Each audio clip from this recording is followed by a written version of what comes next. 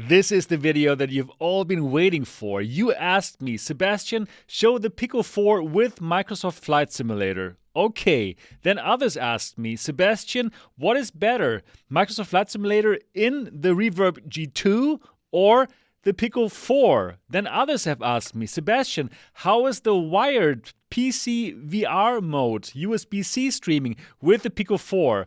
Okay, you get it in this video. And more people ask me, should I upgrade from the Pico Neo 3 Link to the Pico 4 because of Microsoft Flight Simulator? And well, you know what? I'm answering all of these questions in this video. So absolutely stay tuned, watch the whole video because all of this goodness is coming up.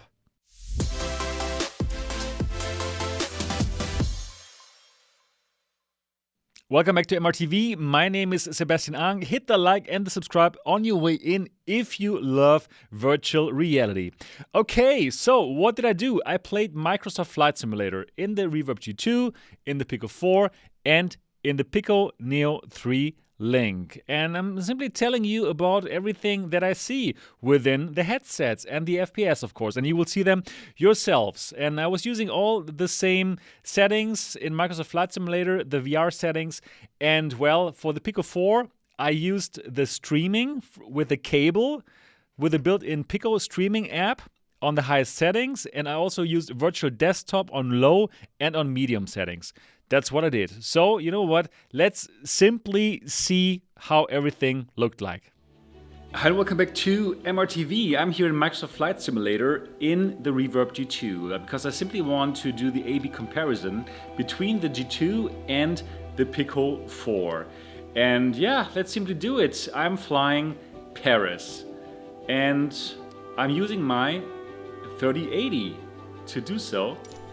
So let's go. Yeah, so you know, the Reverb G2 is simply an amazing headset for these sims like Microsoft Flight Simulator. It has a crystal clear picture. It is wired, so you don't have to care about your power of the headset. It has great audio. It has great colors. It's an amazing headset. And especially since for simming, well, you're absolutely not dependent on the controllers, right? And on the tracking. This is a pretty amazing headset for you. Yep, so still in 2022, I really enjoy this experience. So in terms of FPS I'm getting here right now, it's like 36-ish. I mean, you see it yourself, right? It is okay for what I'm seeing here. I'm using the VR setting in Microsoft Flight Simulator. So this is not really like maximized in terms of setting. And I'm using OpenXR Toolkit, the latest version. And here is the Eiffel Tower. Yep, it is a great experience, just like I'm used to it by the Reverb G2. So I can tell that the frame rate is not perfect, right? And I could for sure optimize things, but I simply want to pit those two headsets against each other without doing a lot of settings, right? With nearly the same settings, and I simply want to see the difference. And here it's a great experience, beautiful colors, good sound, and well, you know it because if you're watching this video, you're probably owning the Reverb G2 and you're thinking, okay, should I upgrade to the Pico 4? So this looks great. I'm using the HP Reverb G2 revision 2, so the FOV is also nice. It's not huge, but it's also not bad, right? So everything is as we know it, as we expect it, and well, you can also see the FPS details in the recording. So, yep, it's a Reverb G2 experience. So now let me hook up the Pico 4 and do the same thing. Alright, and now I'm here in the Pico 4 using it with Virtual Desktop. Now why Virtual Desktop and not like the built-in stuff? Well, Virtual Desktop is simply better. And I'm using it now on the medium settings because, well, I only have a 3080 and I don't have like a 4090, so that's what my computer can do. Let's check this out. Ready to fly? And, okay. Let's see how that goes. So, yeah, what do I see? Well, I see that I do have more FOV, yes, for sure. But I also see that I have not the great smooth experience that I just had in the in the Reverb G2. Right, so the thing is, I could not use OpenXR Toolkit. It would make the application crash. So that's why, yeah, it's simply not as good right now because I have a low frame rate. Right? It's not smooth at all, and it makes sense. So first of all, now OpenXR Toolkit is crashing. Yeah. Then my computer has to do more work because it's not the direct display port. And let's see here, you see 20 FPS, and I only have it on the medium settings on Virtual Desktop. So yeah, the experience is just not as good. So that's what I can tell you. This is my takeaway here from this. It looks good. So if this was like 40 FPS, I would probably, yeah, I would prefer it because of the bigger FOV. The FOV is really better, and also the lens is just better. Yeah, the colors are, yeah, probably better on the Reverb G2, right? But I, with my 3080, cannot make this better. So here I have to use the Steam VR OpenXR environment now. For the Reverb G2, I was simply using the OpenXR of Windows Mixed Reality, and then the OpenXR Toolkit simply works. So I don't know why I cannot use the OpenXR Toolkit here, why it makes the thing crash. So we have to ask Steve that from yeah, VR Flight Sim Guy. But unfortunately,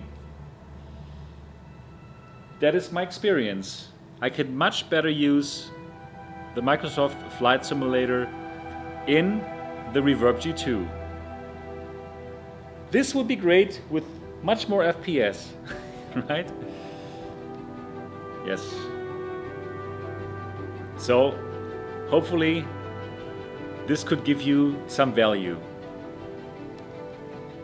Alright, and I'm here now in the Pico Neo 3 link. Yes, you get a bonus comparison. So simply wanted to check that out here in the Pico Neo 3 link with a DisplayPort connection. So let's simply do that, ready to fly. And here I am.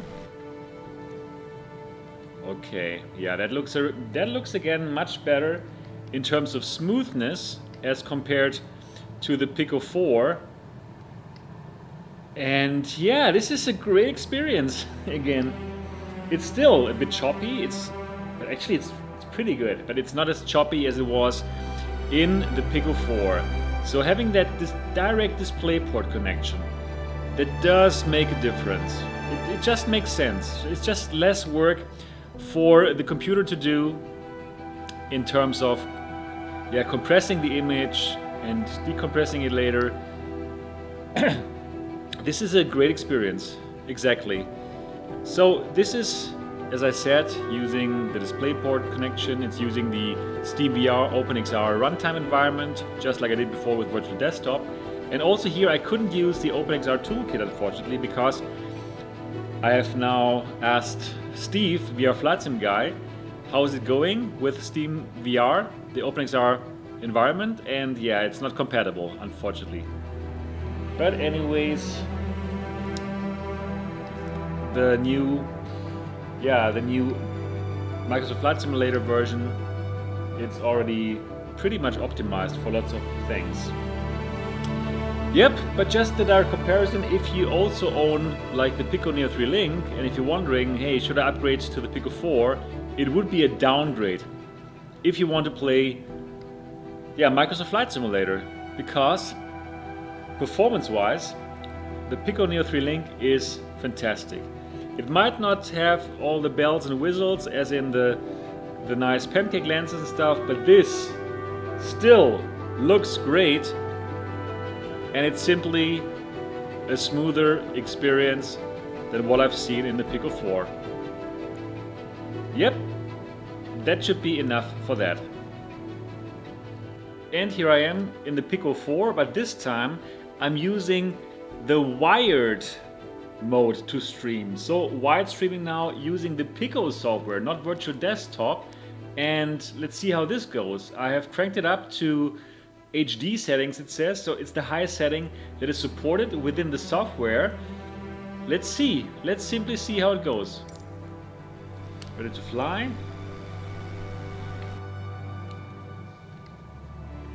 Okay. So that looks very smooth. I mean, it does look smoother than the settings that I've been using before, the wireless ones. However, actually that is pretty smooth now. That is not bad, but it doesn't look as good anymore.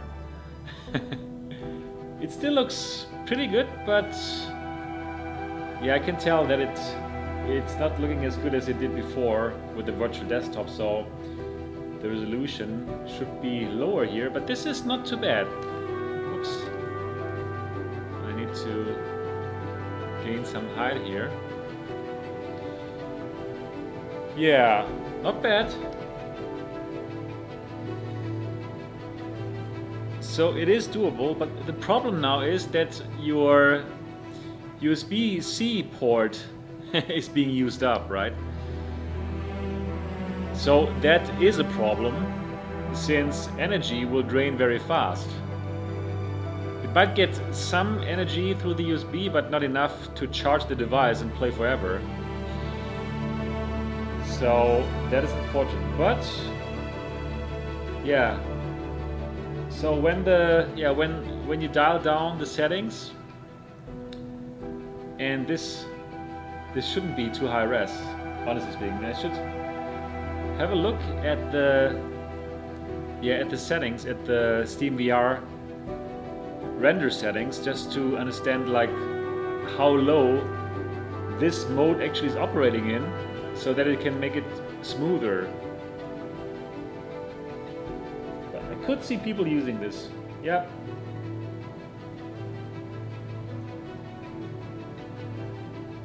Okay.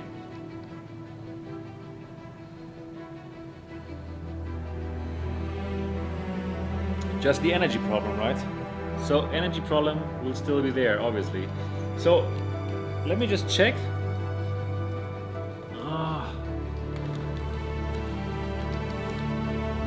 If I can check the Steam VR settings.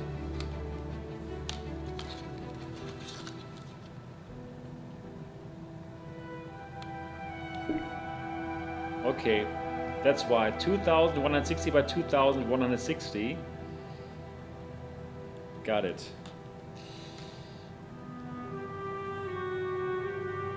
Yeah, with this resolution it works pretty smooth, and you do enjoy the bigger FOV and the better lenses, but things don't look so sharp, don't look as sharp, of course, right? So,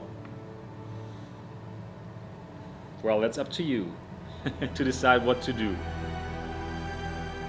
And here I am once again now, again here in Paris in the Pico 4, but now with virtual desktop on the low settings. And I've just checked SteamVR's 2016 by 2016. So let's check out how this looks and how smooth this is going to be.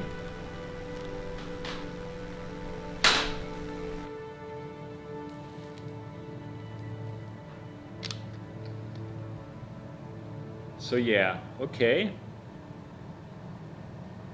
This is also smooth, as not as choppy as it was on the medium settings. So this is clearly doable, right? So yeah, very similar to the wired version, but now you can play as long as you want, right? Because you can power this. Like I powered now with the Bobo VR batteries. So this works. You got a bigger FOV. We have the clear pancake lenses, but well, it doesn't look so nice anymore. It doesn't look as good as it looked like in the Reverb G2 with the OpenXR and the OpenXR toolkit. And that high resolution. It's still fun, yes, sure. But yeah, I'd rather play it with the Reverb G2, with the better colors, and yeah, wired with the DisplayPort, honestly speaking. So yeah, even though this does work now on my computer 3080, right? Probably with the 4090 you can crank it up to high resolution, and then it might be greater. But with the 3080, I'd rather play it on the Reverb G2 or on the Pico Neo 3 Link.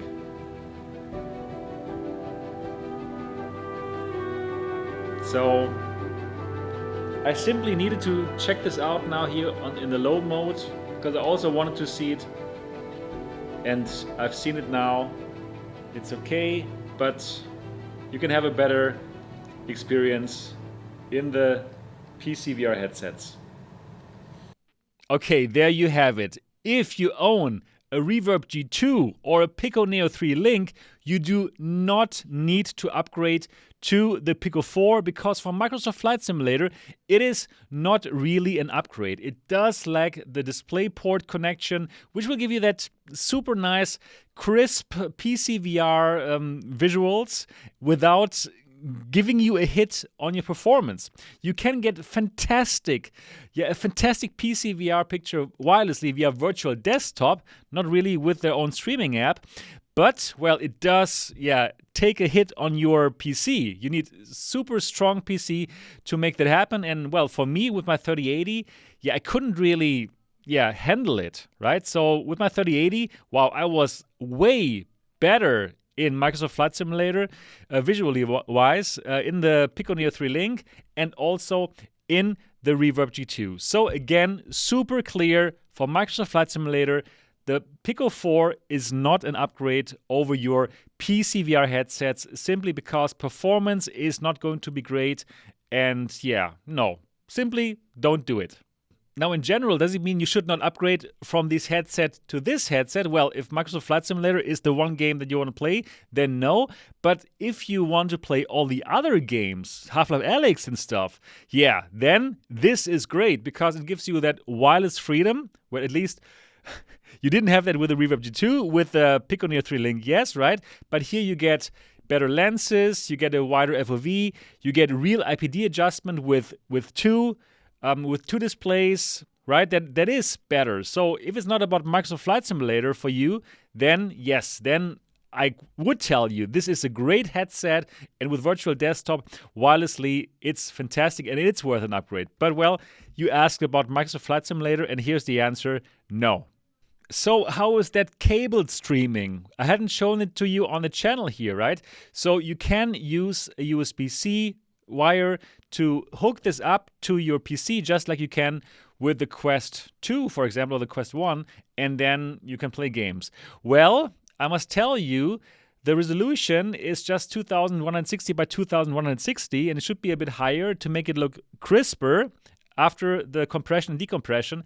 And I must honestly tell you, I'm not really excited about wired PCVR streaming with that supplied streaming app that Pico gives us. So virtual desktop on high settings looks way better, right? And well, that's everything you need to know. So I'm not excited about it. And I do believe that Pico could make this much better, right? They have the whole bandwidth of the cable, but they're not really using it. So you could work on the .ini files, right? And set things up, but it's still not looking so much better, right? So I'm not excited about the wired streaming with the Pico 4. So for me, this will stay a wireless headset, either for playing the standalone games or for playing PCVR with virtual desktop, where everything looks like incredibly amazing, right? So that's that. Yeah, I hope that this video has answered a lot of your questions. Yeah, right? So I hope it was helpful for you. If yes, give it a thumbs up right now. And of course, if you've not yet subscribed to MRTV, absolutely do that now and click on the bell button. We have now 70,000 subscribers, which is amazing, going strong towards the 100K. So do that. And if you have any more questions, put them down in the comment section, which you should do anyways for the algorithm, right? And yeah, also if you want to chat with me or the community, go to the MRTV Discord server, link down in the description of this video. That's everything that I got for this video. I'm looking forward to see you again in the next one. Until then, bye-bye.